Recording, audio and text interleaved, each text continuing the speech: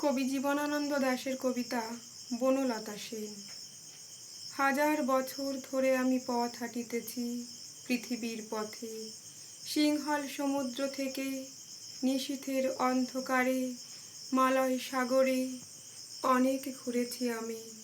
বিম্বিসার অশোকের ধূসর জগতে, সেখানে ছিলাম আমি আরো দূর অন্ধকারে বিদর্ভ নগরে।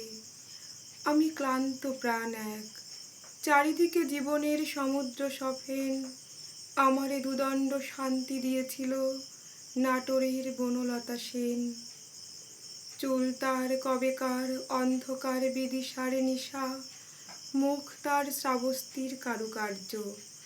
অতি দূর সমুদ্রের পর হাল ভেঙে যে নাবিক হারায়েছে দিশা, সবুজ ঘাসের দেশ যখন সে চোখে দেখে দারুচিনি দ্বীপের ভিতর, তেমনি দেখেছি তারে অন্ধকারে। বলেছে সে, এতদিন কোথায় ছিলেন? পাখির নীড়ের মতো চোখ তুলে নাটোরের বনলতা সেন।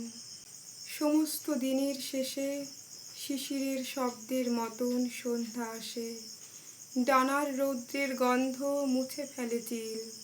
পৃথিবীর সব রং নিভে গেলে পাণ্ডুলিপি করে আয়োজন, তখন গল্পের তরে জোনাকির রঙে ঝিলমিল। সব পাখি ঘরে আসে, সব নদী ফুরায় এ জীবনের সব লেনদেন।